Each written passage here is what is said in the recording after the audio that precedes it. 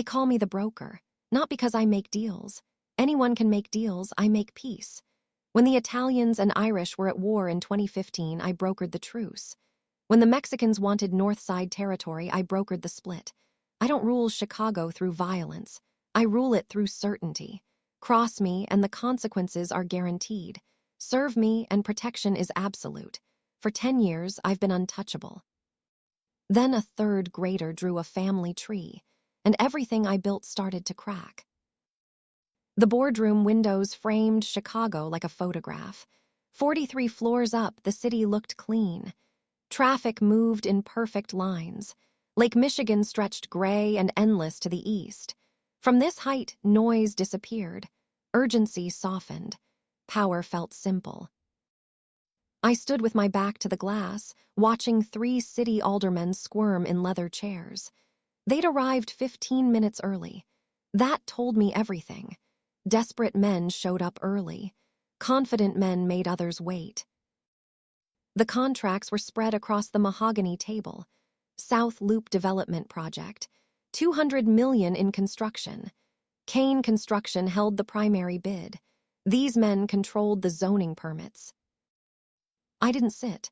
Standing kept the dynamic clear. "Gentlemen," I said, voice even, "the South Loop project will proceed as planned. Any zoning complications will disappear by Monday morning." The oldest alderman, a man named Riley with sweat stains under his arms despite the air conditioning, cleared his throat. "Mr. Kane, we appreciate your investment in the city, but there are community concerns, environmental reviews, the usual bureaucracy." I let silence stretch. 3 seconds, 5, long enough for him to hear his own heartbeat. "Bureaucracy," I repeated, tasting the word. "Is that what we're calling it?" Riley glanced at his colleagues. No support there. "The permits will clear," I said. "The project will break ground in 3 weeks. Your constituents will have jobs. Your campaign funds will have contributions. Everyone gets what they need, unless someone decides to complicate what should be simple." The threat wasn't loud. It didn't need to be. They left 4 minutes later, contracts signed, hands shaking mine with the careful grip of men who knew exactly who I was and what I could do. The door closed behind them with a soft click. I turned back to the windows. Chicago spread below, mine in every way that mattered. I owned the concrete. I owned the shadows between buildings. I owned the silence that followed my name. My phone buzzed. Internal line. Garrett, my operations lieutenant. Former Marine, 20 years older than me, loyal since the day I took over the organization. His voice came through crisp. "Boss, we have a small situation." Define small. "Phone call, unknown number, civilian tone, asked for you by name." I frowned. My number wasn't public. It wasn't even semi-public. 3 people outside my organization had it, and 2 of them were dead. "Patch it through." A click, then a woman's voice, cheerful, slightly nervous. Midwestern accent, not Chicago. "Mr. Kane, this is Mrs. Anderson from Oakwood Elementary in Lebanon, Indiana.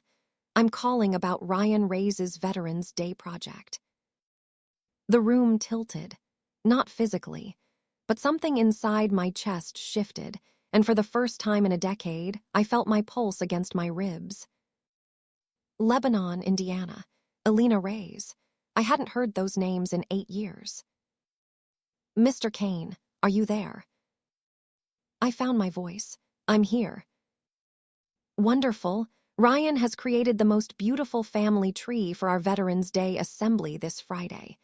He listed you as his father, U.S. Marine Corps Force Recon. We'd love for you to attend the ceremony. The children are so proud when their parents participate, especially veterans. It means the world to them." My hand tightened on the phone. Ryan Reyes, father, U.S. Marine Corps. The math was instant. Brutal. 8 years ago, 9 months before that, the timeline fit. Mr. Kane. What time Friday? I heard myself ask. 10 in the morning. We're at 450 West Elm Street. The ceremony runs about an hour, followed by refreshments. We really hope you can make it. Ryan talks about you often. He's very proud. Proud. The word landed like shrapnel. I'll be there. That's wonderful. We'll see you Friday. Thank you for your service, Mr. Kane. The line went dead. I stood holding the phone, staring at Chicago, feeling the first crack in the armor I'd worn for 15 years. Garrett appeared in the doorway 30 seconds later. He read faces the way snipers read wind. Boss. Find me everything, I said. Elena Reyes, Lebanon, Indiana, and a child named Ryan Reyes I wanted in 1 hour. His expression didn't change, but I saw the question in his eyes. In 10 years, I'd never asked about anyone from my past. The past was dead. The present was business. On it, he said and disappeared. I walked to the windows again.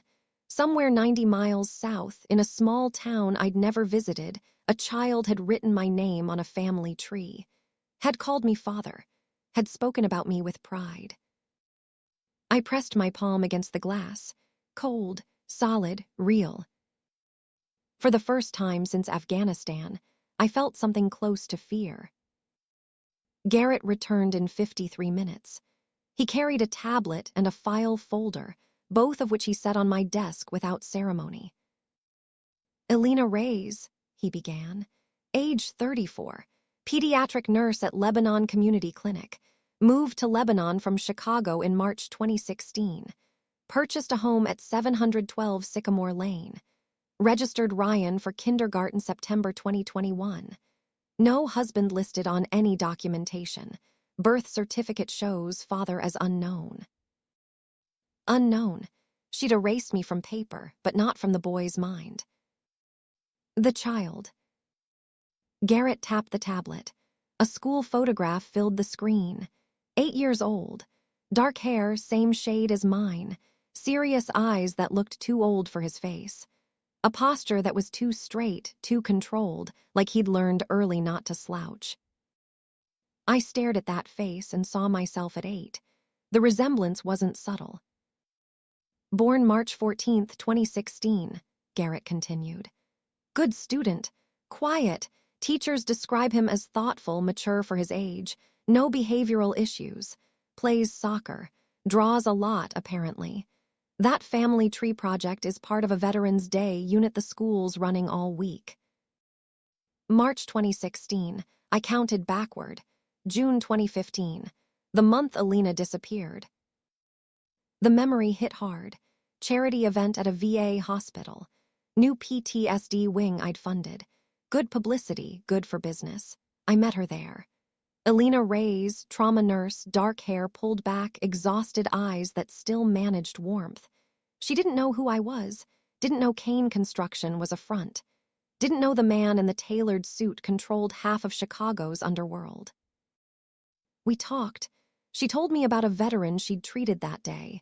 Young kid, 23, back from Afghanistan with shrapnel in his spine and nightmares he couldn't name. She talked about him like he mattered. Like saving one life was worth every hour she'd worked that week.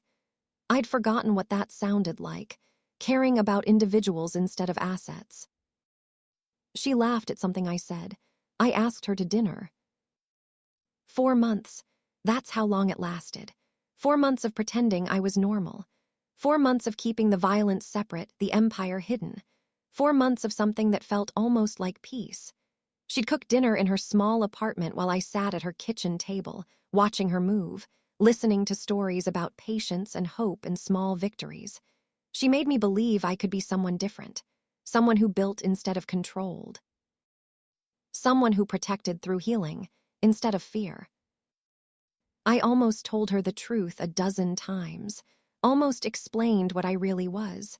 But every time I opened my mouth, I saw the life she'd built.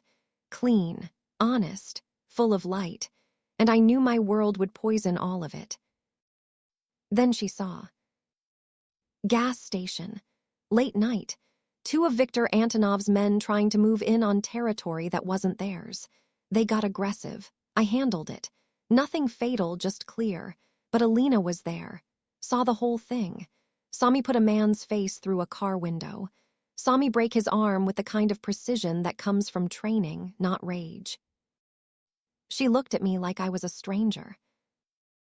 "Who are you?" she'd asked. I told her the truth, not details, but enough. I wasn't just a construction executive. I was something else, something she should stay away from. She left that night. I let her go, thought it was mercy. I never knew she was pregnant. "Boss," Garrett's voice pulled me back. I set the tablet down carefully. "Where's the file?" He handed it over. Inside were printouts, property records, school enrollment forms, medical history. A woman building a quiet life far from Chicago, far from me.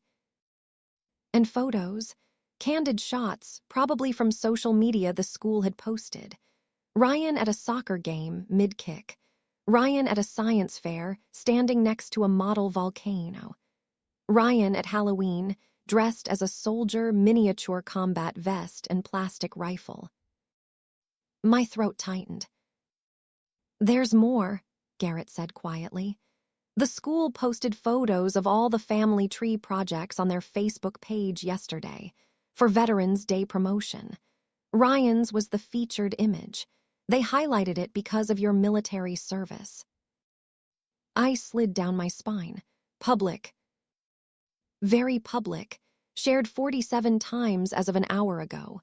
Comments about honoring veterans, thanking families for their service. That sort of thing. I sat down slowly.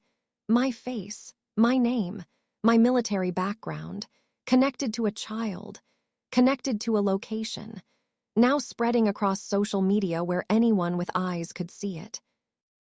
In my world, information was currency. This information was gold. "Pull it down," I said. "Contact Facebook. Use whatever leverage we have. I want that post deleted within the hour." "Already tried, boss. School administrator says it's their most engaged post of the year. They want to leave it up through Friday's ceremony. Good publicity for the Veterans Day program." I closed my eyes, felt the walls closing in, felt the empire I'd built becoming a prison. "Viktor Antonov," I said. "Is he still making noise about South Side?" "Always, but he's been quiet this week. No moves." "He's watching, he's always watching." I stood. "Double security on all my properties. Personal detail follows me everywhere. And I want surveillance on Lebanon, discreet. No one approaches the house, the school, nothing, just eyes."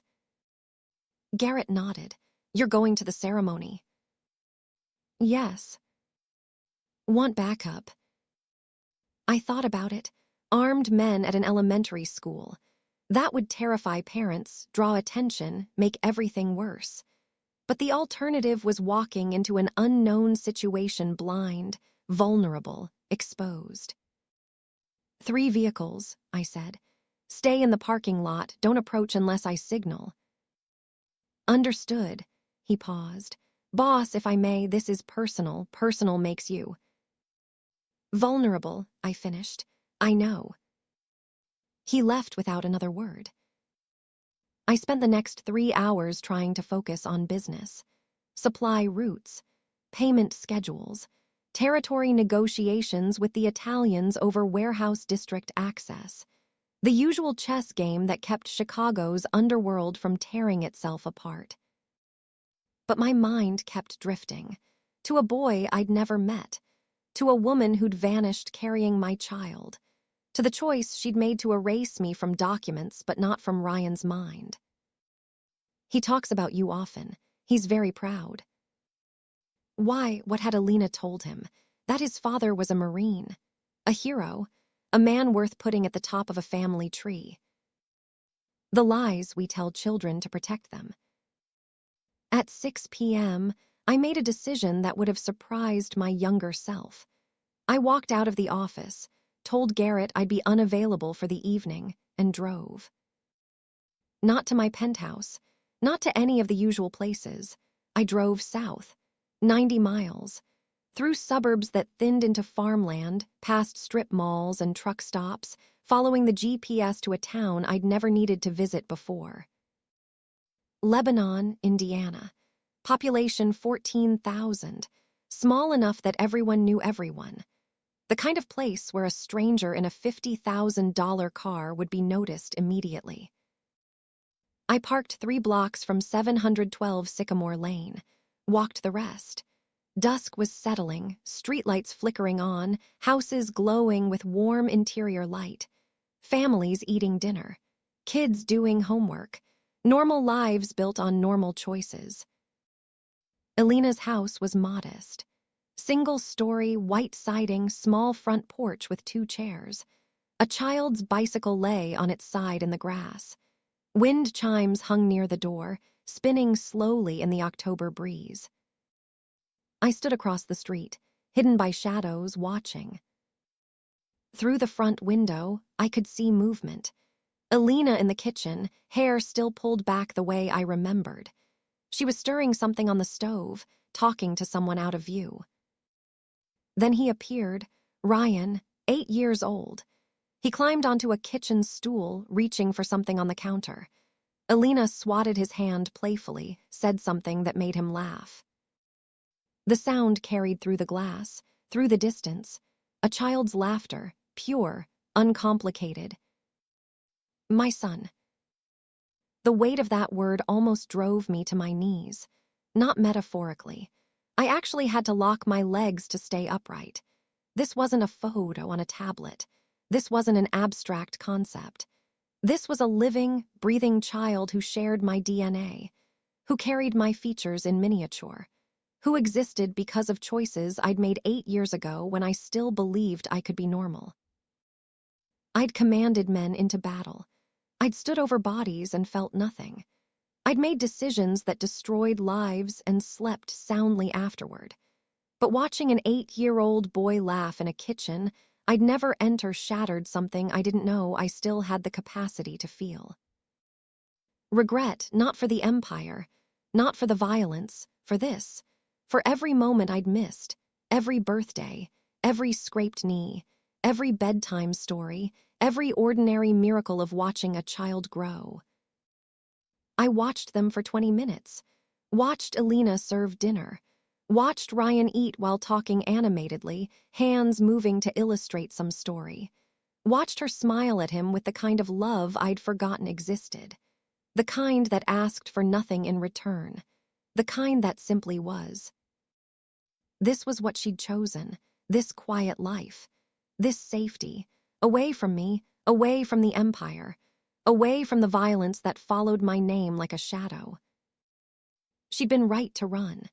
I saw that now, standing in the darkness across from the life I'd never deserve.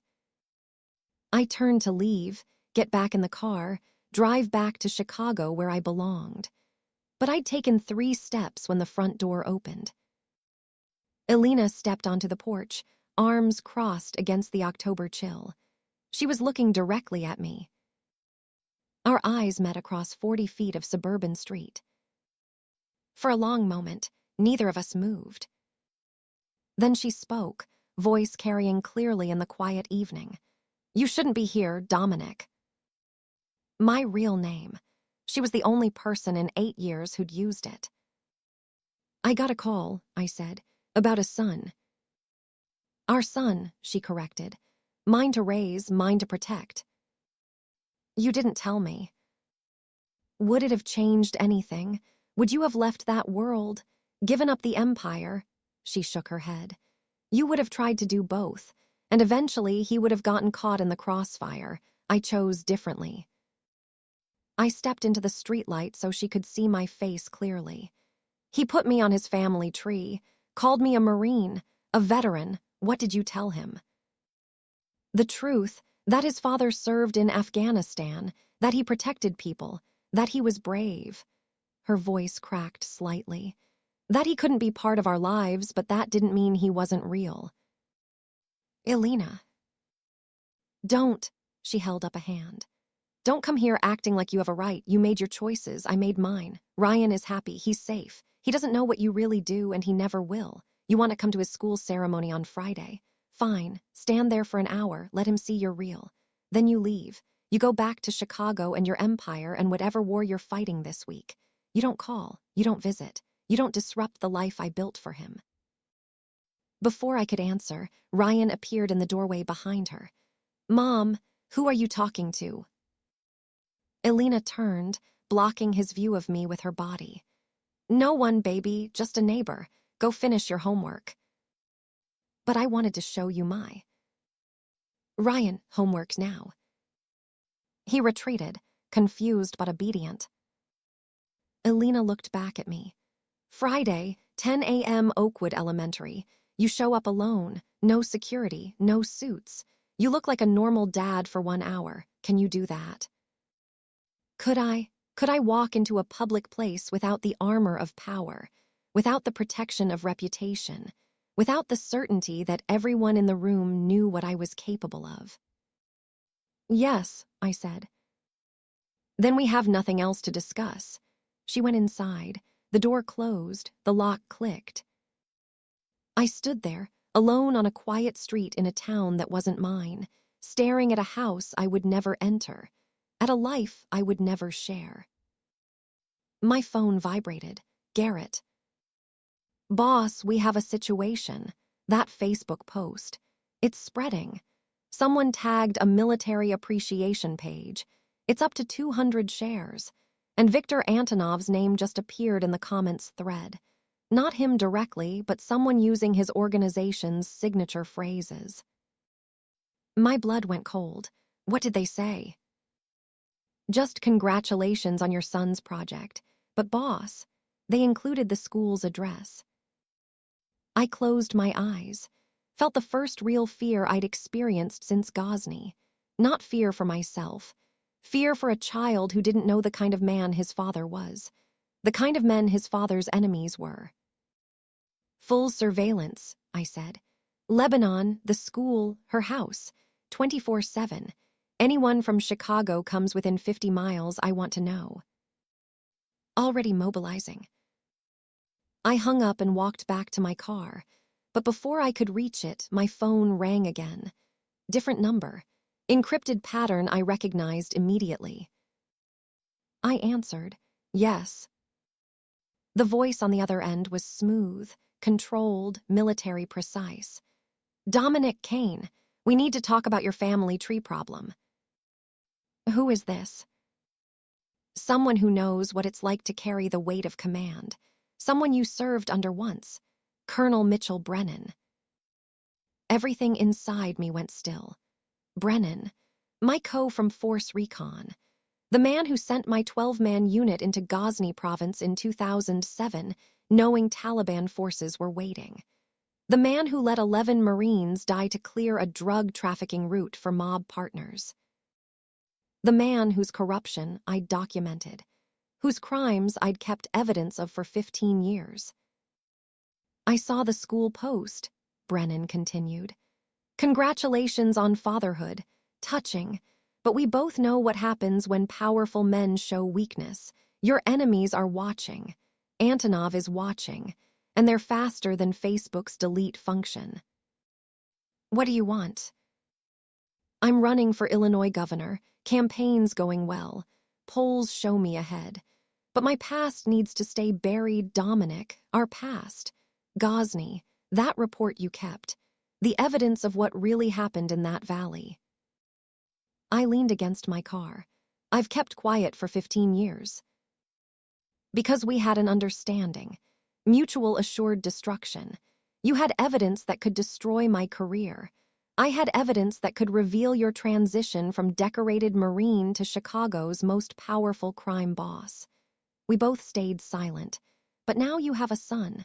That changes the equation. How? Because I don't make deals with men who have vulnerabilities. I eliminate them. You have 48 hours to destroy the Ghazni report. Every copy. Digital, physical, all of it. And then you publicly endorse my campaign. Show your support. Bring your considerable influence to bear. And if I refuse? Then I leak to every media outlet in Chicago that the city's most powerful crime boss has an 8-year-old son in Lebanon, Indiana. I make sure Viktor Antonov knows exactly where to find him. I make sure every enemy you've made in 10 years sees the target. Your empire will crumble trying to protect one child. Or the child will die and you'll have nothing. Your choice. The line went dead. I stood in the darkness of a suburban street, hearing wind chimes and distant television laughter, feeling the weight of 15 years of choices crushing down.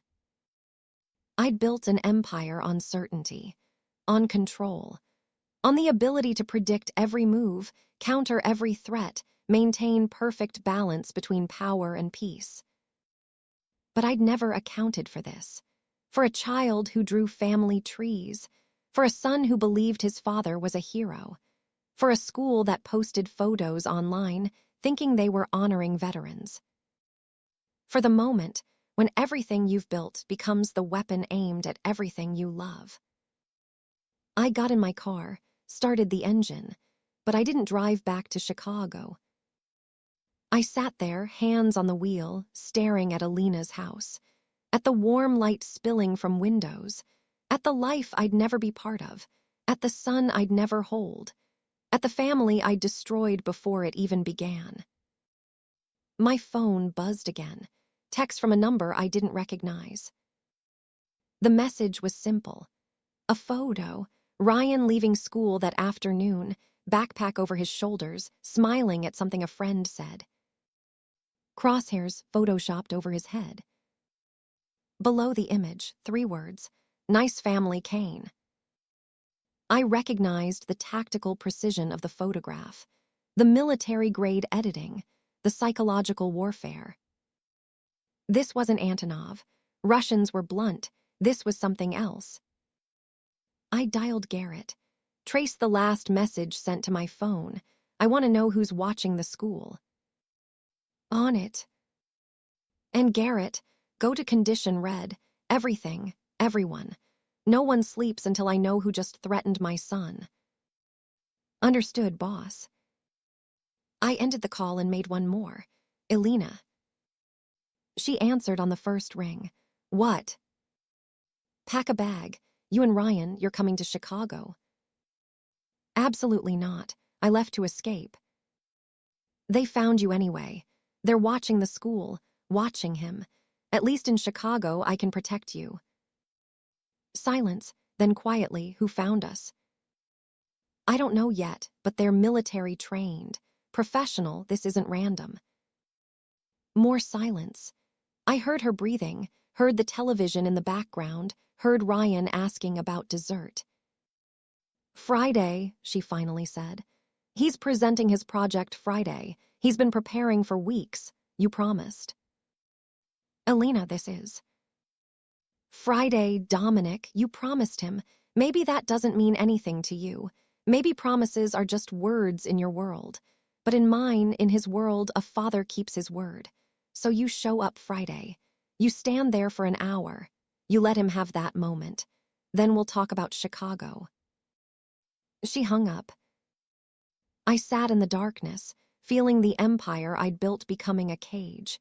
Feeling the power I'd accumulated becoming worthless. Feeling, for the first time since Afghanistan, completely and utterly helpless. Because I could command armies of men. I could broker peace between warring families. I could make city officials sign papers with a look.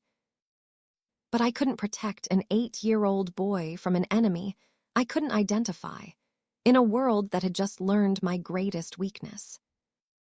They call me the broker, the most powerful man in Chicago. I've built kingdoms, controlled empires, made grown men kneel. But my son drew a family tree, and now everyone knows what I have to lose.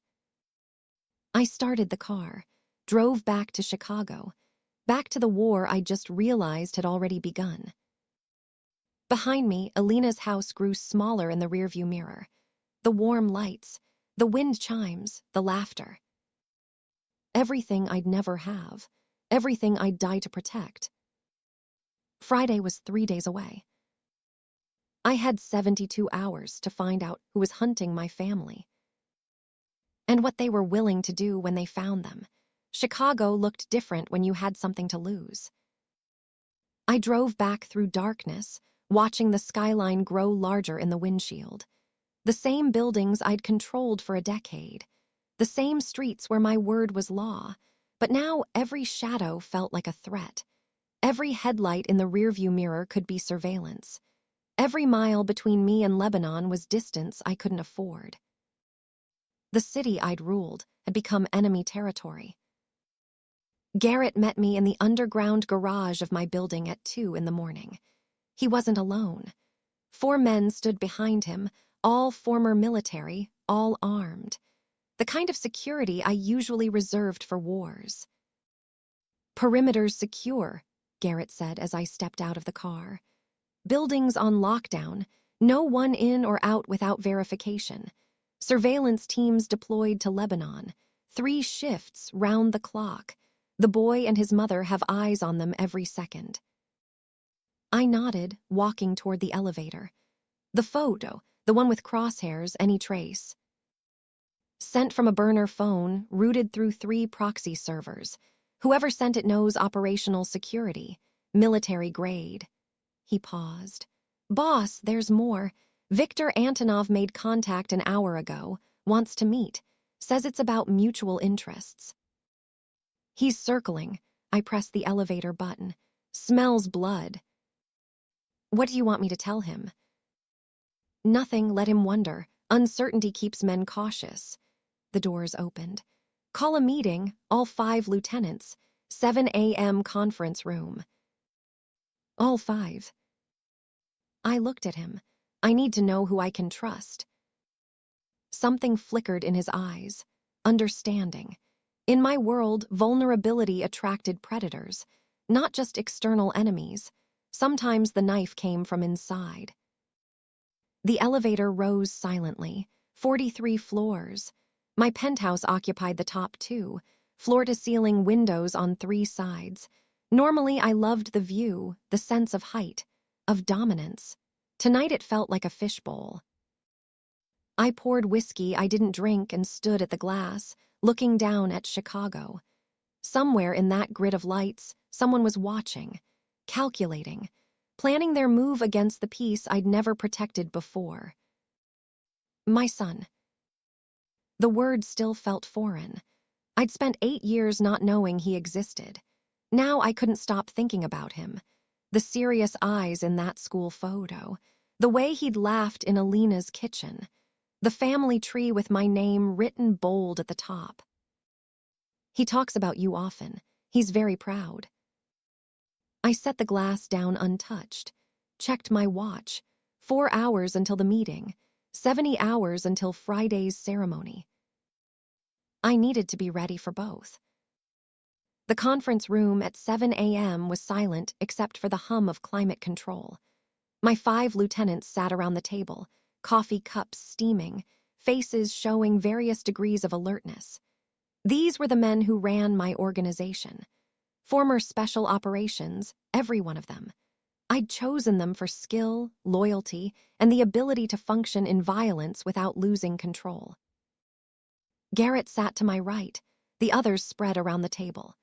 Carlos Martinez, former Army Ranger, mid-40s, handled South Side operations. James Wu, ex-Navy SEAL, early 50s, controlled the docks and shipping. Anthony Rixai, former Marine like me, late 40s, managed enforcement and collections. And Paulo Santos, former Army Ranger, 38, youngest of the group, responsible for security and intelligence. I'd promoted Paulo 6 months ago. He'd been hungry, efficient, ruthless in the right ways. Now I watched him and wondered. "You've all seen the social media situation," I began. No preamble. These men didn't need it. "A child, my son, 8 years old, in Lebanon, Indiana. The post went viral yesterday. By now, every rival organization in the Midwest knows I have a vulnerability." Carlos leaned forward. Boss, with respect, vulnerability isn't the same as weakness. You've got family. That's human. Doesn't change what you've built here. Doesn't it? I kept my voice level. Viktor Antonov is making noise. Federal surveillance has increased on all our legitimate businesses. 3 separate rivals are testing boundaries this week. They smell blood. They think I'm distracted. Are you? Paulo's question cut through the room. I met his eyes. Young, ambitious, too confident. I'm focused, I said, on making sure everyone understands that threatening my family is suicide. Anyone who comes near that boy, his mother, their home, answers to all of us. Clear. 4 men nodded immediately. Paulo took a beat longer. Of course, boss, he said, but we need to think strategically. If Antonov takes the kid, every family in Chicago sees us as weak. Our whole position collapses. Maybe we need to consider alternative protective measures. The temperature in the room dropped 5 degrees. Define alternative, I said quietly. Paulo glanced at the others, reading zero support. I'm just saying, you've built this organization by making hard choices. Sometimes protection means distance. Sometimes it means cutting losses before they become liabilities. Garrett's hand moved slightly toward his waist. James Wu went very still, the way seals do before violence. I stood slowly, walked around the table to where Paulo sat, stopped behind his chair. Paulo, I said, voice soft, you served 2 tours in Iraq, Fallujah, Ramadi, hard fighting. You came home, couldn't adjust, fell into debt, nearly lost everything. I gave you a job, gave you purpose, gave you a family again. He swallowed. Yes, boss, and I'm grateful. You have a sister, Maria. She's 16, goes to St. Catherine's Academy, takes the blue line home every day at 4:15. His face went white. I know this, I continued, because I protect my people's families. That's the difference between me and animals like Antonov. You think I'd sacrifice my son to maintain power? Then you don't understand what power is. Real power isn't making men fear you. It's making them believe you'll burn the world to protect what matters. I leaned down, speaking directly into his ear. You're done. Collect your severance. Leave Chicago by tonight. If I see you again, we won't be having a conversation. Paulo opened his mouth, closed it, stood carefully and left without a word. The door clicked shut. I returned to the head of the table. Anyone else want to question whether I'm committed to this?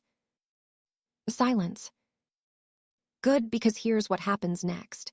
Viktor wants a meet. I'm taking it. He thinks I'm weak. I'll show him miscalculation. Garrett, coordinate with Lebanon surveillance. I want real-time updates. Any vehicle that doesn't belong in that town, I know about it.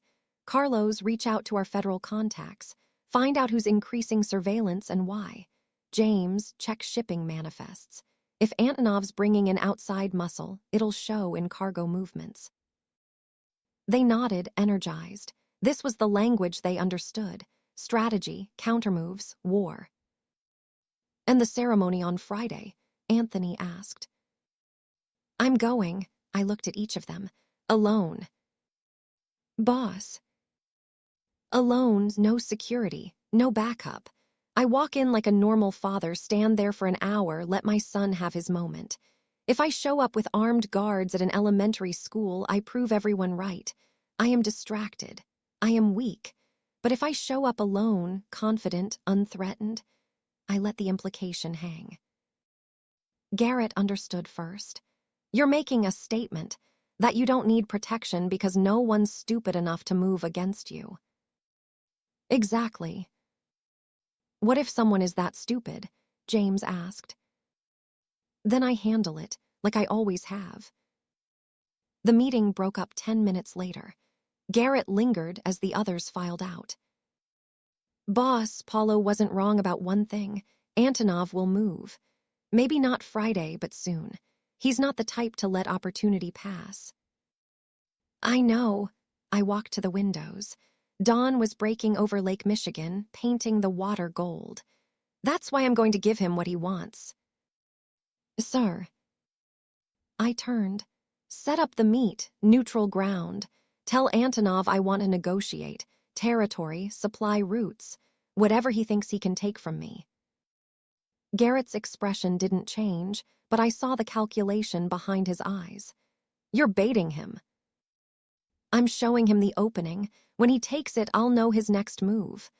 I checked my watch. Wednesday morning, 48 hours until Friday. And make sure Alina knows I'm coming Friday. Tell her I'll be at the school at 9:30, early. She's not going to like you being there early. She doesn't have to like it. She just has to accept it. He left. I stood at the window, feeling the weight of the empire pressing down. 10 years I'd built this. 10 years of careful negotiation, strategic violence, calculated peace. I'd made Chicago stable, made the underworld predictable, made myself untouchable. One family tree had shattered all of it. My phone buzzed, text from a blocked number. 48 hours, Kane. Report destroyed and campaign endorsement. Or your son learns what real fear is. Brennan, predictable as sunrise. I deleted the message and made a call to my lawyer. I need something retrieved from the safety deposit box. Bank of Chicago, downtown branch. The envelope marked Ghazni. Right away, Mr. Kane. 20 minutes later, I held 15 years of insurance in my hands. Classified after-action report. Photographs. Testimony from the 2 survivors besides me. Evidence that Colonel Mitchell Brennan had sent 12 Marines into a Taliban ambush to clear a drug trafficking route for organized crime partners. 11 men died. I lived. Another Marine, Thomas Riley, survived long enough to give testimony before dying from his injuries 6 months later. This report would destroy Brennan's campaign, expose decades of corruption, send him to federal prison for life. It would also destroy me, because the report detailed exactly how I'd transitioned from decorated Marine to Chicago's most powerful crime boss. How Brennan had facilitated that transition. How we'd both benefited from keeping each other's secrets. Mutually assured destruction, the perfect stalemate. Until now. I spread the documents across my desk. Read the testimony from one of the 2 survivors besides myself. Thomas Riley had lived long enough to give a statement before succumbing to his wounds. His description of the ambush, the screams, the helplessness, the certainty that command had betrayed them. My hands shook reading it. Then I photographed every page, uploaded them to an encrypted server with dead man protocols. If anything happened to me, the files would auto-send to every major media outlet in the country. Insurance. Then I took the physical documents to my private furnace and burned them. Watched 15 years of leverage turn to ash. Brennan wanted the report destroyed. Done. He just didn't ask about digital copies. Friday morning arrived with October cold and clear skies. I woke at 5, worked out, showered, dressed in clothes that felt foreign. Khakis, button-down shirt, light jacket, no suit, no tie, nothing that screamed power or money or danger. Just a father going to his son's school ceremony. The drive to Lebanon took 90 minutes. I went alone, as promised. No security tail, no backup plan. Just me in a civilian vehicle, watching cornfields roll past, feeling more exposed than I'd felt since Afghanistan. Alina's instructions had been clear. Park in the visitor lot. Enter through the main doors. Sit in the back of the auditorium. Don't make a scene. Don't draw attention. Be normal. I'd toppled governments. I'd brokered million-dollar deals with a nod. I'd made grown men confess to crimes with a look. But normal, that was the hardest mission I'd ever accepted. I arrived at 9:15, early like I'd planned. The school was a low brick building, American flags snapping in the wind, playground equipment bright with primary colors. Children's artwork covered the windows, hand turkeys and pumpkin drawings. So far from my world, it might as well have been another planet. I parked and sat for a moment, watching parents arrive. Mothers in yoga pants, fathers in jeans and flannel. Normal people with normal lives, here to watch their normal children do normal things. I didn't belong here, but I walked in anyway. The main office smelled like coffee and photocopier toner. A secretary looked up, smiled warmly. "Good morning. Are you here for the Veterans Day Assembly?" "Yes, my son Ryan Reyes is presenting." Her smile brightened. "Oh, how wonderful. The family tree presentations are so special. The auditorium is down the hall, second door on the right. It starts at 10, but you're welcome to wait in there." "Thank you." The hallway was decorated with student artwork. I walked slowly, looking at each piece. Crayon soldiers, construction paper flags, handwritten thank you notes to veterans. "Thank you for keeping us safe. You are brave. We love you." Simple words from children who'd never seen war. I stopped at one drawing, a soldier and a child holding hands. The caption read, "My dad protects people." Something in my chest cracked. The auditorium was half full already. I slipped into the back row, trying to be invisible. Other veterans were scattered through the crowd. Men my age and older, wearing baseball caps with unit insignias. VFW jackets, the uniform of service that never really ended. A few nodded at me. I nodded back. Brotherhood without words. At 9:40, Alina entered with Ryan. She saw me immediately. Our eyes met across the room.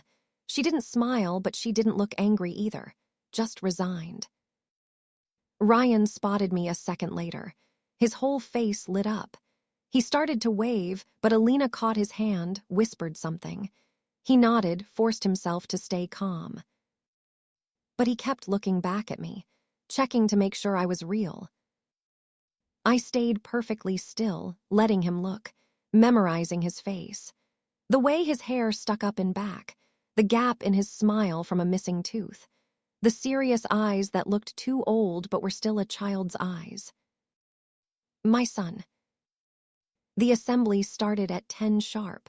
Principal gave a speech about honoring service and sacrifice. A teacher read a poem about veterans. Then the presentations began. Children walked to the front one by one, holding poster boards, explaining their family trees. Each one got applause. Each one made parents beam with pride. Ryan was 7th. He carried his poster carefully, set it on the easel with steady hands. No nervousness, no fear. He looked at the crowd with the kind of calm I'd seen in Marines before patrols. "This is my family tree," he began, voice clear, confident. "I started with the roots because that's where everything begins. Strong roots mean the tree doesn't fall when storms come."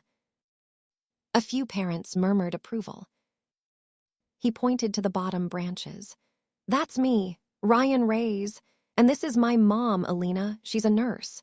She helps kids who are sick or scared. She's the strongest person I know." Alina's eyes filled with tears. "And this," Ryan continued, pointing to the top, "is my dad, Dominic Kane. He was a Marine, Force Recon. He served in Afghanistan and protected people there. He still protects people now. Marines never abandon their brothers. That's what makes them heroes." The words hit like incoming fire. I sat frozen, watching my son describe a man I'd stopped being a decade ago. A hero, a protector, someone worth putting at the top of a family tree. "My dad couldn't be part of my life before," Ryan said, voice steady. "But he's here today because that's what Marines do. They show up when it matters." Every head in the auditorium turned, found me in the back row. Ryan pointed directly at me. That's him. The applause started. Polite at first, then building. Parents clapping for a veteran, for service, for a father who came to his son's presentation. If they only knew. But Ryan knew something. Not the truth, but enough. His father had come, had kept a promise, and in his world that was everything. The presentation ended. Ryan returned to his seat beside Alina. She put her arm around him, whispered something that made him smile. I sat through the rest of the ceremony in a daze, heard nothing, saw nothing except my son's face when he'd pointed at me, the pride, the certainty, the belief that I was the man he'd described. When it finally ended, parents stood, mingling, talking, veterans shaking hands, children running around with excess energy. I stayed seated, uncertain. This wasn't my world. I didn't know the protocols.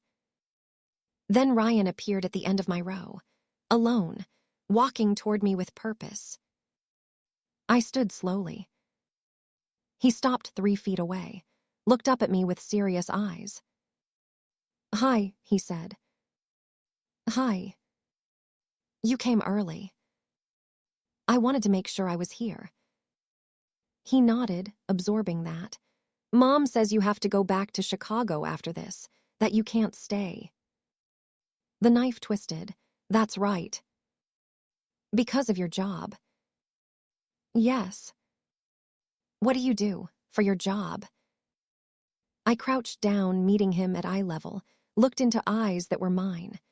"I solve problems, make sure people are safe." "Like a policeman." "Something like that." "Do you like it?" The question surprised me. No one had asked me that in 10 years. Not particularly. "Then why do you do it?" "Because I'm good at it. Because I don't know how to do anything else. Because I made choices that locked me into a life I can't escape." I said none of that. "Because it's complicated," I finally answered. "Adult life is complicated sometimes." He thought about that. "Mom says complicated just means you're scared to tell the truth." I almost laughed. "Your mom is very smart." "I know." He shifted weight. "Can I ask you something?" "Always." "Are you proud of me for the presentation?" The question broke something fundamental inside my chest.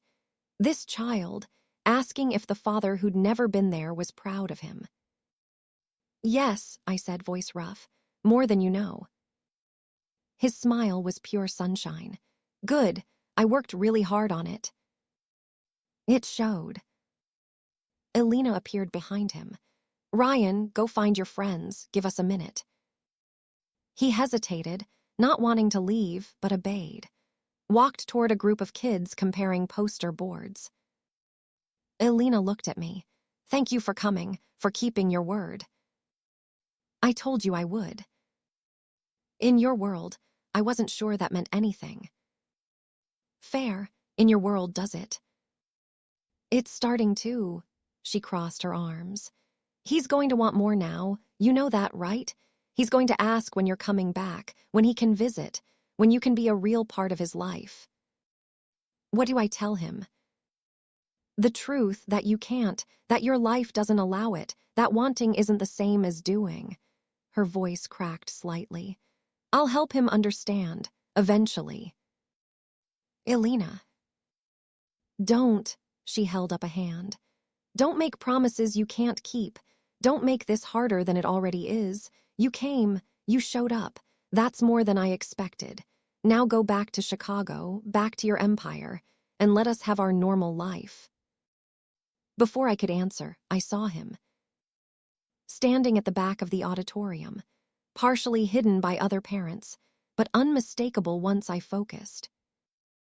Scar running from left eye to jawline, military posture, watching me with the intensity of a sniper acquiring target.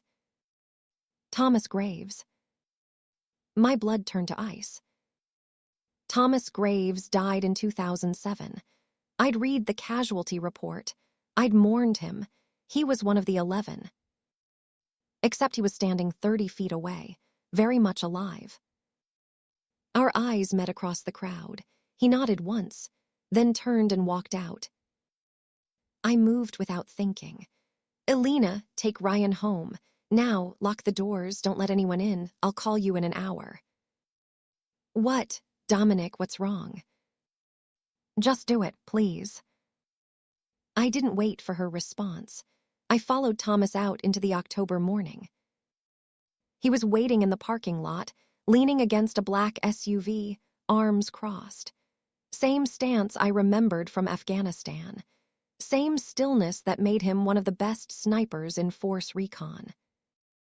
Dominic Kane, he said as I approached. Been a long time. You're dead, I saw the report. Reports can be wrong or fabricated. He smiled without warmth. Surprise. My mind raced. Ghazni, the ambush, I thought. You thought I died with the others. I almost did. Taliban held me for 6 months. Prison, torture, the kind of things that make you question if surviving is worth it. His eyes were cold, empty. Then Colonel Brennan negotiated my release, brought me home, gave me a job. Understanding hit like a gut punch. You work for him. Have for 15 years. Turns out the skills we learned in recon translate well to private security, executive protection, problem solving. He pushed off the SUV. Brennan sent me here to deliver a message. I destroyed the report, like he asked. Physical copies, yeah, but we both know how smart you are, Dominic. We served together, I know how you think. You've got digital backups, insurance policies, dead man switches. He stepped closer. 48 hours is now 24. Delete everything. Every file, every backup, every insurance policy. Endorse Brennan's campaign publicly, or your son learns what consequences look like. You'd threaten a child, after what we went through together. His face hardened. You know what I went through? 6 months in hell, wondering why my brothers didn't come for me. Why Dominic Kane, the best operator in our unit, left me behind. I tried to come back. I called for extraction. They said, Brennan told me what really happened. You were rear guard, perfect position to escape. You saved yourself while we died. Venom in every word. I spent 15 years believing the Marines don't leave anyone behind, but you did. You left all of us. That's a lie. Brennan sent us into that valley knowing Taliban were waiting. He sacrificed the unit for drug routes, for money. I have proof. Had proof, you destroyed it, and now you've got a choice. He pulled out his phone, showed me a photo. Ryan leaving school yesterday, backpack on, unaware. Crosshairs added digitally. 24 hours, or this becomes real. He walked back to his SUV, stopped before getting in. One more thing, I have a daughter, had I guess, born while I was in Taliban prison. My wife thought I was dead, remarried. New husband adopted my girl.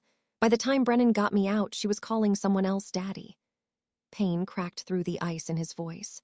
You get 48 hours with your son. I never got one. So yeah, Dominic, I'll threaten your kid because you took my whole life. He drove away. I stood in the parking lot, feeling the ground shift beneath me.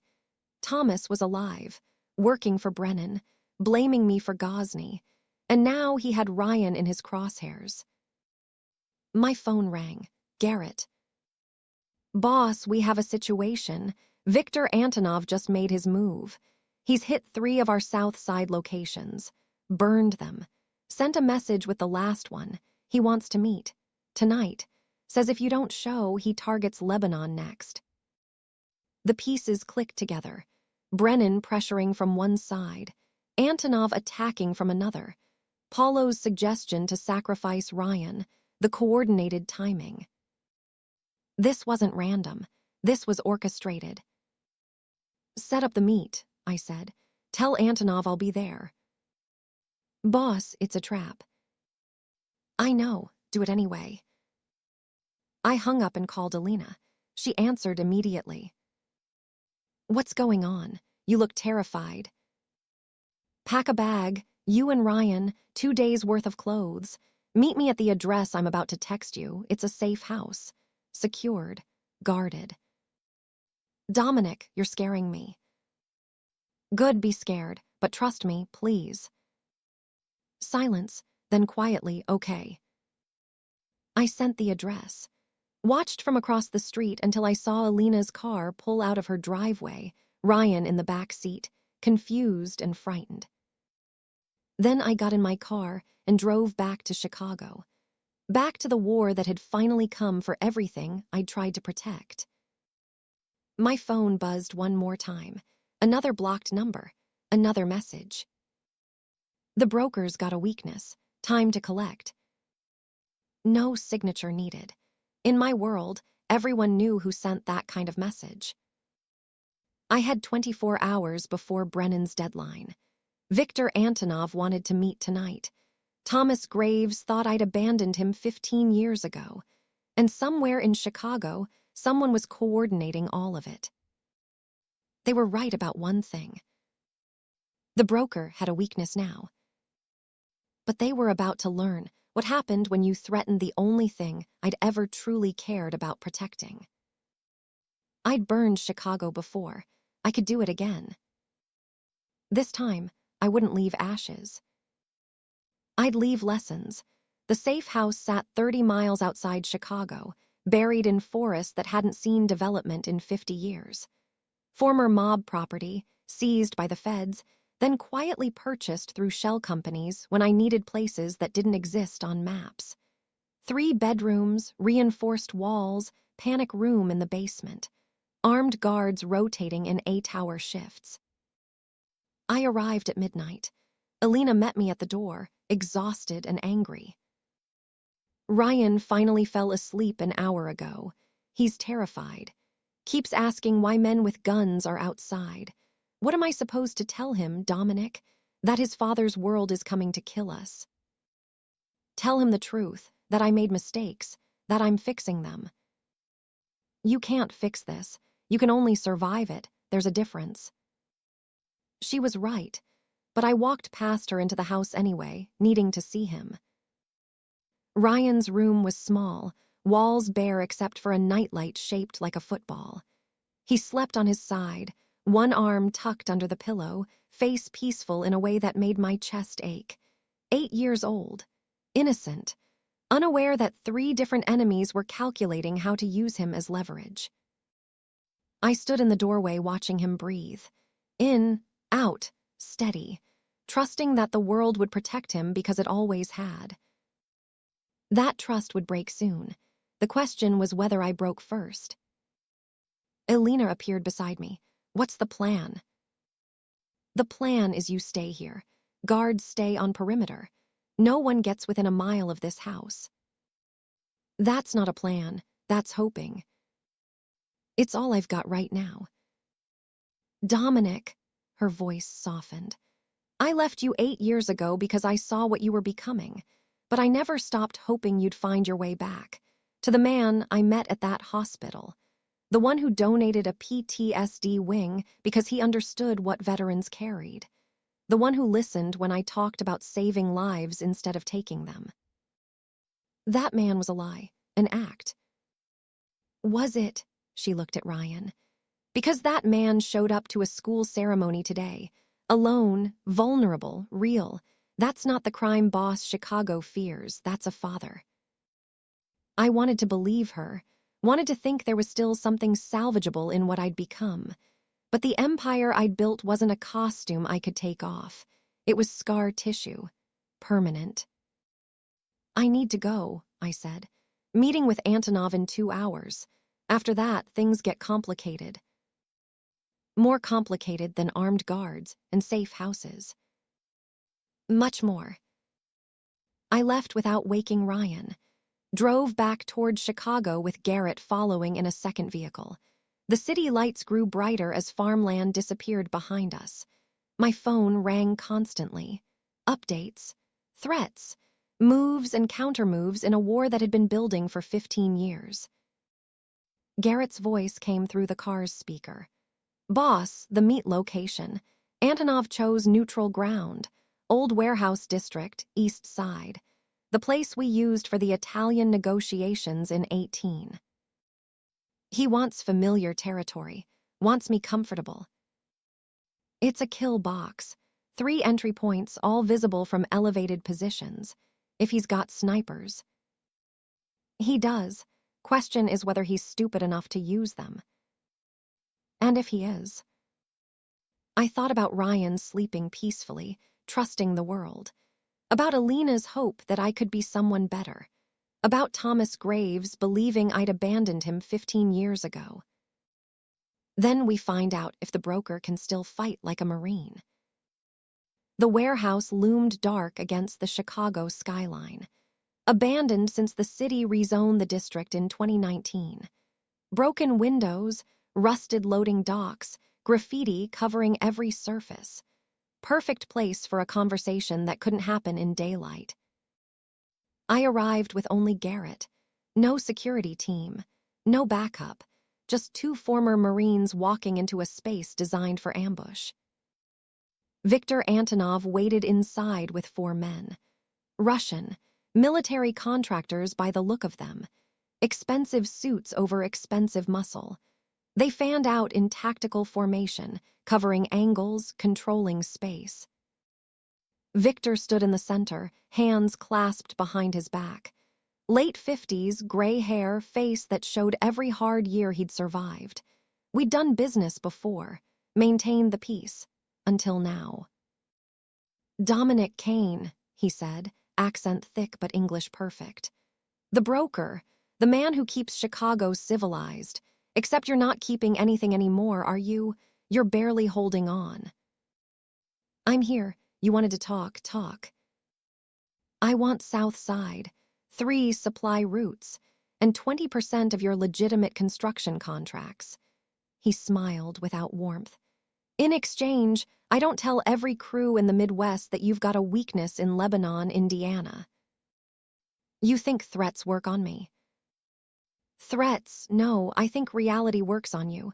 You've built empire on being untouchable, unreachable. Now you've got a son, that makes you human, and humans break. Garrett shifted slightly. Viktor's men tensed. The room balanced on a razor's edge.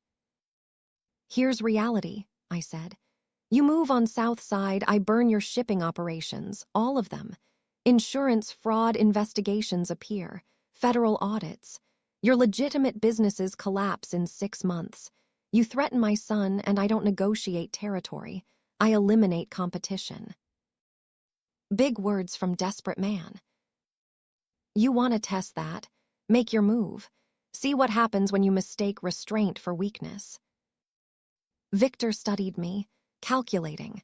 In our world, you survived by reading men correctly, knowing when to push, when to retreat. You know what I think, he finally said. I think you're bluffing. I think you're so distracted protecting the boy that you can't protect your empire. I think you've already lost, you just don't know it yet. Then take your shot. He smiled. I already have. The gunfire came from outside. 3 shots, controlled bursts, professional. Garrett's hand moved toward his weapon. Viktor's men drew faster. Easy, Viktor said. That's not for you. That's for your security team at the safe house. The one you thought was secret. Ice flooded my veins. What did you do? Insurance. You don't give me South Side, your son learns that safe houses aren't safe. Now, do we have a deal? I stepped forward. Viktor's men raised weapons. Garrett moved to intercept. But before anyone could fire, the warehouse's main door slammed open. Thomas Graves walked in alone, rifle across his chest, moving with the precision of a force recon operator clearing hostile space. Viktor's men spun toward the new threat. Thomas didn't slow down. Lower your weapons, he said, voice carrying command weight. All of you. Viktor frowned. Who the hell? Gunnery Sergeant Thomas Graves, U.S. Marine Corps Force Recon. Ghazni Province, 2007. He looked at me. Dominic's brother in arms, the one he supposedly abandoned. My mind raced. What was he doing here? Whose side was he on? Thomas continued walking until he stood between me and Victor's men. Here's what's going to happen. Antonov, your crew outside, the one that fired warning shots, they're neutralized.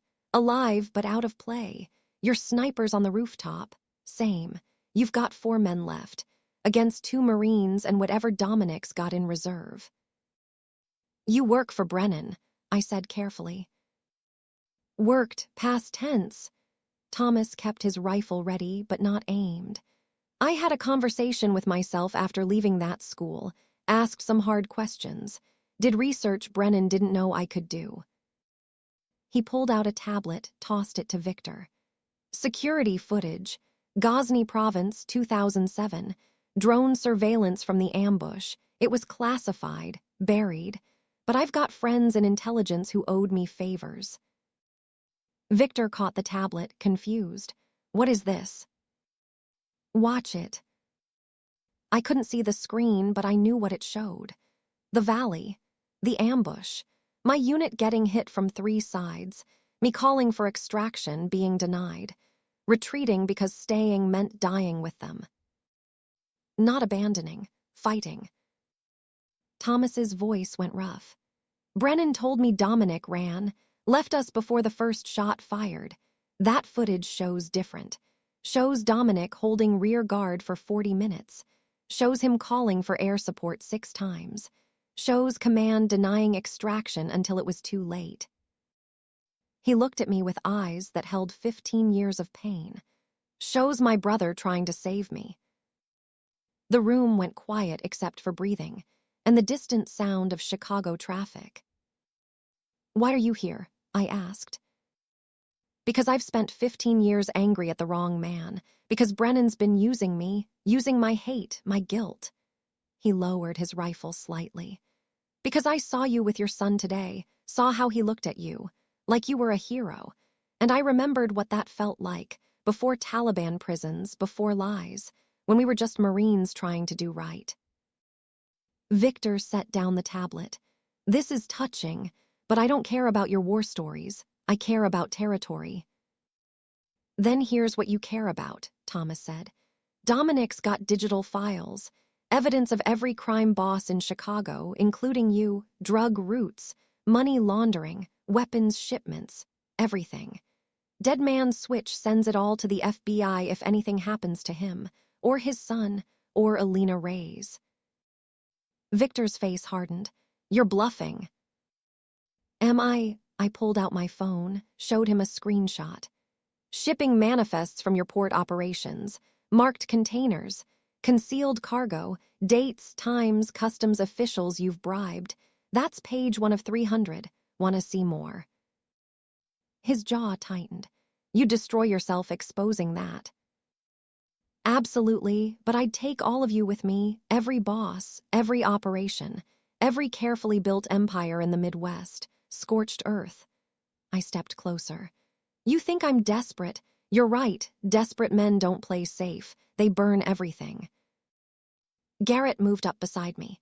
3 Marines, 3 different wars, same brotherhood.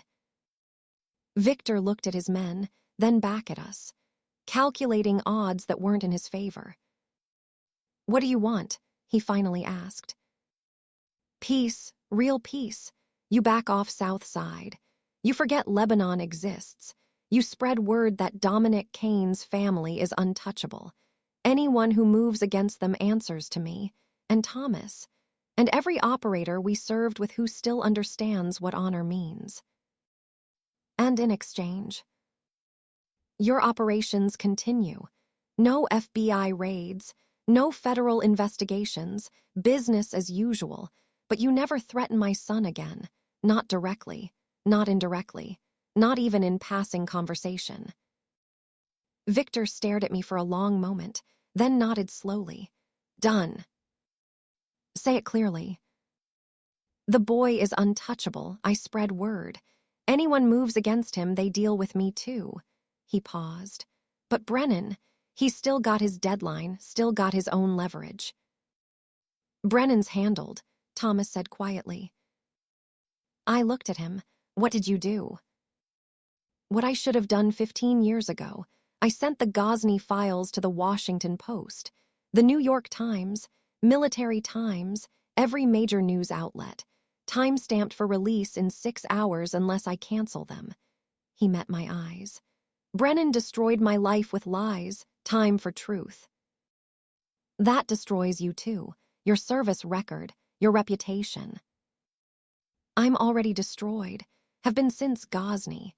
At least this way, 11 Marines get justice, their families get truth, and Brennan goes to prison where he belongs. Something passed between us, understanding, forgiveness, the kind of closure you only get with brothers who have seen hell together. You didn't abandon us, Thomas said quietly. I'm sorry I thought you did. I should have tried harder, found another way. There was no other way, I know that now. He extended his hand. Semper Fi, brother. I took it, felt 15 years of guilt crack and fall away. Semper Fi. Victor cleared his throat. If we're done with the reunion, I have businesses to run. We're done, I said. Spread the word, the broker's son is off limits, forever. He left with his men. The warehouse emptied. Just me, Garrett, and Thomas standing in dust and broken glass. The safe house, I said urgently. The gunfire. Thomas held up his phone. My men, warning shots to draw out Antonov's crew. Elena and Ryan are fine. I had security there before you even moved them. Why? Because you're my brother, and I failed you once. I won't do it again. We drove back to the safe house in silence. Dawn was breaking over Chicago, painting the sky orange and gold. The city looked clean again, new, like maybe redemption was possible after all. Elena met us at the door, Ryan beside her. The boy's eyes went wide seeing Thomas. You were in the picture, Ryan said. On my family tree, one of the soldiers. Thomas knelt down, eye level with him. That's right. I served with your dad. He saved my life once. Now I'm returning the favor. Ryan looked at me. You saved him. I tried to. Did he save you back? Today he did. Ryan seemed satisfied with that answer. He reached out, took my hand. Small fingers in my scarred palm. Trust I didn't deserve but would spend my life earning. The next 72 hours moved fast. Brennan's campaign imploded when the Ghazni files went public. Senator, decorated officer, revealed as corrupt, complicit in the death of 11 Marines for drug money. Federal prosecutors filed charges within 24 hours. Military stripped his rank. His name became shorthand for betrayal. Thomas testified, gave full account of Taliban prison, of Brennan's lies, of 15 years living with manufactured hate. The media called him a hero. He called himself a survivor. I testified too, gave evidence on how Brennan had facilitated my transition from Marine to crime boss, how he'd used me as an asset for 30 years, how the empire I'd built had his fingerprints on every foundation. Federal prosecutors offered me a deal. Full cooperation, witness protection, reduced sentence. They wanted the entire Chicago underworld, every boss, every operation. I sat across from them in a gray conference room, lawyers flanking me, and thought about Ryan's question. Are you proud of me? I'll testify, I said, but I want conditions. Mr. Kane, you're not in a position. Elena Reyes and Ryan Reyes get full protection. New identities. Clean start. They're never connected to me publicly. As far as the world knows, I was an absent father who never came back. The prosecutor frowned. That's not how witness protection. That's the deal. They get safety and anonymity. I give you Chicago's underworld. All of it. They conferred, Came back with counteroffers. We negotiated for 6 hours, finally reached terms. I'd testify against 37 defendants, provide evidence, wear a wire for final meetings. In exchange, Alina and Ryan got new identities in a small town far from Chicago, protected, safe, normal. And I'd serve 5 years minimum security, eligible for parole in 3 with good behavior. What about after? The prosecutor asked. When you're released? I disappear, new identity, new life away from Chicago, away from the empire. And your son.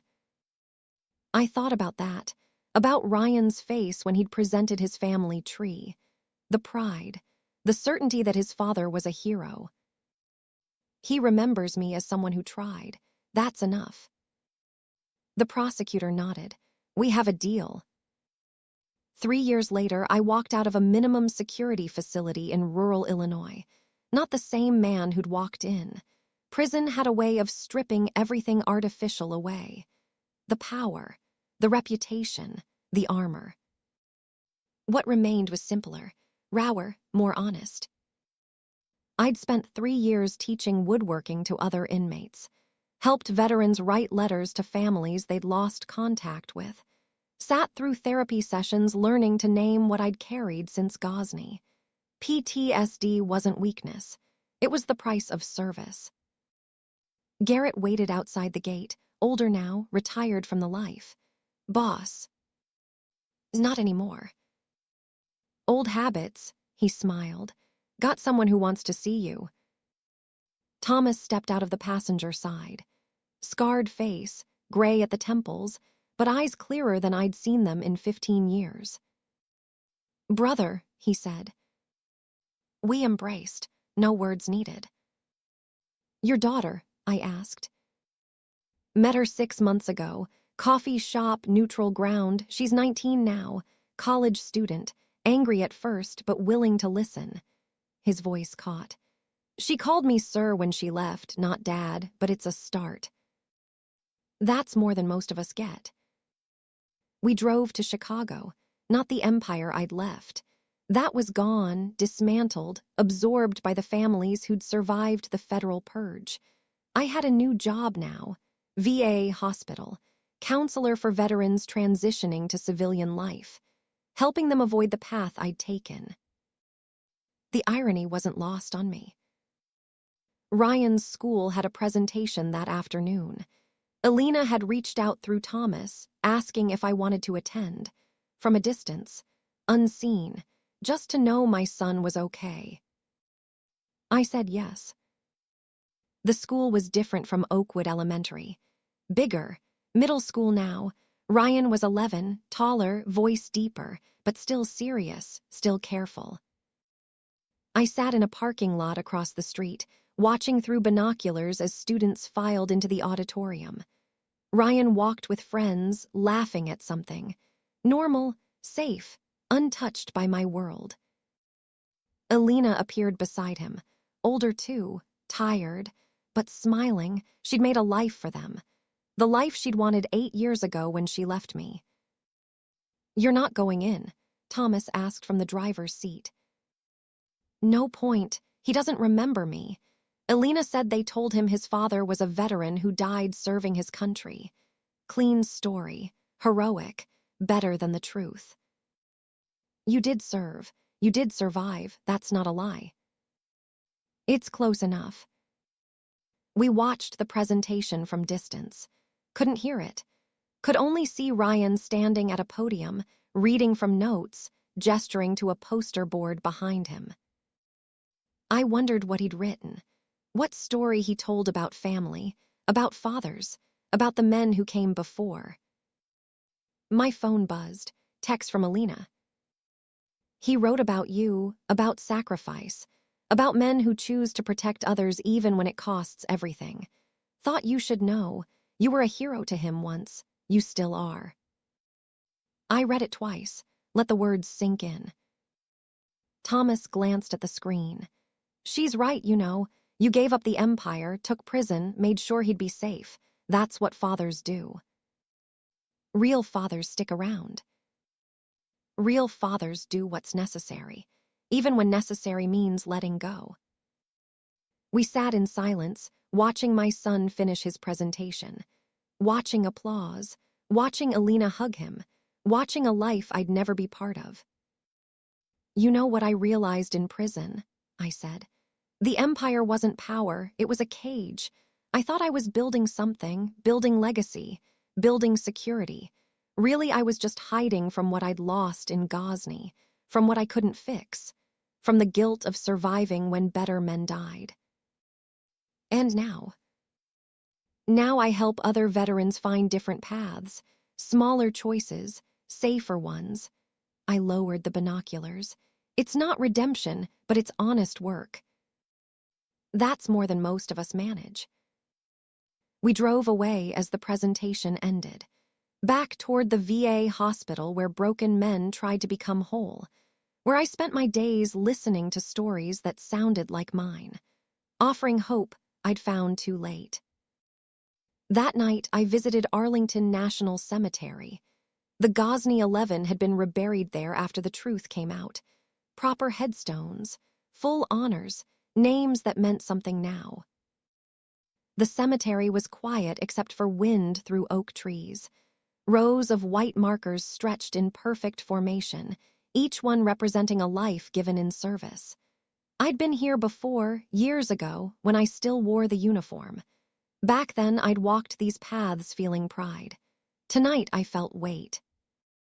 I found them in Section 60, the newer graves, Afghanistan, Iraq, the wars that never really ended for the men who fought them. 11 stones in a row, 11 brothers who'd trusted me to lead them home. Their names were carved deep: Corporal James Mitchell, Sergeant David Huang, Lance Corporal Anthony Russo, Private First Class Kevin O'Brien, Staff Sergeant Marcus Washington, Corporal Timothy Brooks, Sergeant William Ramirez, Lance Corporal Christopher Lee, Private First Class Daniel Martinez, Sergeant First Class Robert Taylor, Corporal Joshua Bennett. I knew every face, every voice, every story. Mitchell, who wanted to be a teacher. Huang, who sent money home to his mother every month. Russo, who couldn't stop making terrible jokes even under fire. O'Brien, who carried photos of his girlfriend and talked about the wedding he'd never have. Washington, who read philosophy books in the barracks. Brooks, who was the best cook I'd ever known. Ramirez, who spoke 3 languages. Lee, who drew portraits of the unit. Martinez, who wanted to open a garage. Taylor, who'd served 3 tours before Ghazni. Bennett, who played guitar and sang off-key. Not just names on stones. Men, brothers, mine to protect, mine to bring home. I'd failed them all. I stood before the graves of my brothers, all 11 of them. Men who'd trusted me to bring them home. Men I'd failed in the ways that mattered. "We got him," I said to the stones, voice rough. "Brennan's in federal prison, 25 years minimum. No parole. They stripped his rank, his pension, everything. The mission's over. The truth is out. You can rest now."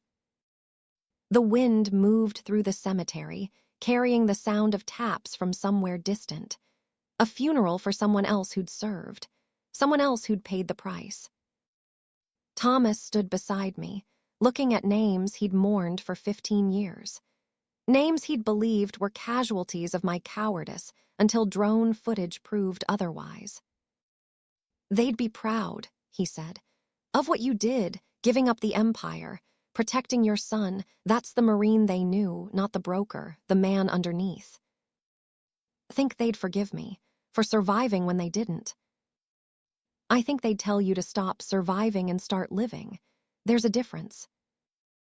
We left flowers on each grave, stood in silence as the sun set over white headstones stretching to the horizon. All those names, all that service, all that sacrifice. "You ever think about what we'd be if Ghazni never happened?" I asked. "Every day, but it did happen, and we're still here. That means something." "What?" "Means we've got time left to be better, to help others be better." He turned to face me. You're doing that now, at the VA. That's not hiding, that's serving again. Maybe he was right. Maybe there was redemption in small choices, in showing up for other broken men, in being honest about scars instead of hiding them. Ryan's got a soccer game next month, I said. Elena sent the schedule, said I could watch from the parking lot if I wanted, keep my distance. You going? Yeah, I'm going. Then you're still his father, even from a distance, even in silence. That counts. We walked through Arlington as darkness fell. Behind us, the Ghazni 11 rested in honored ground. Ahead, the lights of Washington glowed against the sky. Somewhere between the two, I was learning what it meant to carry the weight of service without letting it crush you.